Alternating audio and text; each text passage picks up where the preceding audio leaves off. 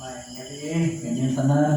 Maayong gabi eh. Ang nasukanan, papasalamaton na usang kita sa Diyos. Gitagaan ako kita higayon, alam sa atong uloton. Ining adlaw Domingo. Maayong na panahon. So, wala yung rason na dili kita makatuman sa tuang uloton. Ako ang ambit na ini kagabion, kinutlo sa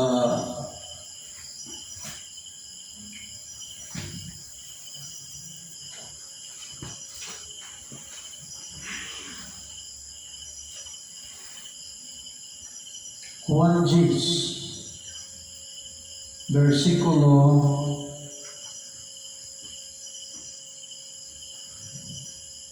6 versikulo 7 hangtod sa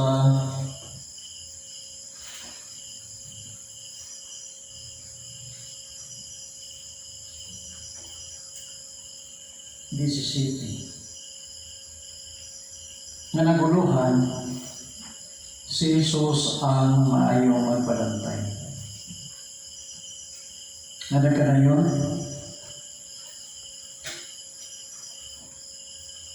Busa ningon si Jesus pag-usap. Sultihan ko kamo, ako ang pultahan sa mga karnero. Ang tanan nga mianhi ulagan ako, mga kawatan o mga tulisan. Busa wala namati kanila ang mga karnero. Ako ang pultahan, ang musulod agi kanako maluwas. Makasulod gawas siya o makakaplag siya masipsip. Apan ang kawatan muanhi aron lamang pagpagawa, pagpatay o paglaglag. Mianhi ako aron makabaton kamo o kinabuhi madagayaon. Ako ang maayong magbalantay sa mga karnero. Ang maayong magbalantay andam sa pagkamatay alang sa mga karnero. Ang sinuhulan mudagan inikakita niya sa lubo nga nagpaingon na kanila kay dili man siya tinuod nga magbalantay o dili usab siya tag-iya sa mga karnero. Busa tumbon sa lubo ang mga karnero o patibulaan. Ang sinuhulan mudagan o dili magtagad sa mga karnero tungod kay sinuhulan man lang siya. Ako mao ang maayong magbalantay sa mga karnero o ang ako mga karnero nakaila ka nako sama nga ang amahan nakaila ka nako o ako nakaila sa amahan o ako andam sa pagkamatay alang sa akong mga karnero. Ako adunay ubang mga karnero nga wala mahisakop nining turila. Kinahanglan dadon ko usab sila nganhi o mamati sila sa akong tingog o mahimo silang usa na lamang kapanon ubos sa usa ka magbalantay. Ang amahan nahigugma kanako kay ako andaman pagtugyan sa akong kinabuhi aron madawat ko kini pagbalik. Walay makahimo pagpatay kanako. Ang akong kinabuhi ihatag ko sa kaugalingon kong pagbuot. Mahimo ko ang paghalad sa akong kinabuhi o mahimo ko sa ang pagbawi niini. Mao kini ang isugo kanako sa akong amahan.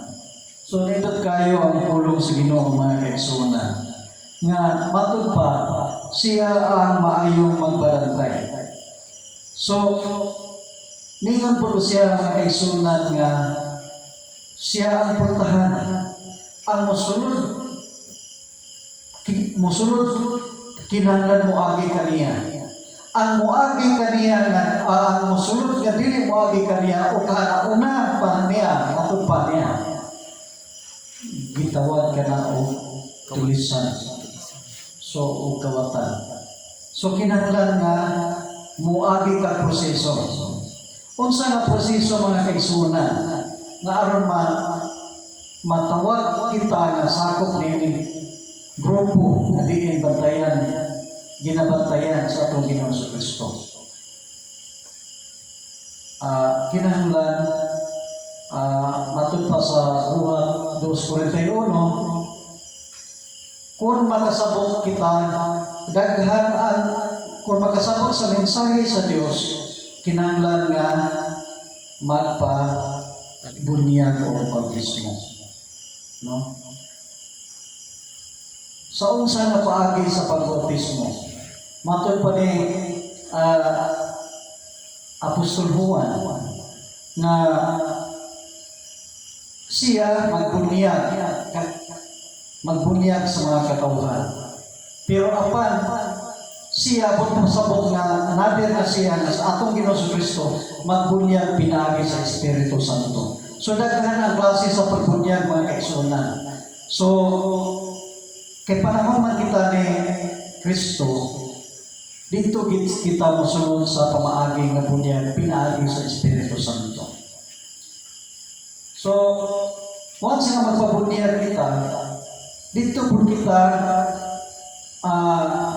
magpabunyag sa ginatukod na simbahan matud pa sa Mateo 16:18. Kinaaman din sa gitukod nga iglesia nga iyahan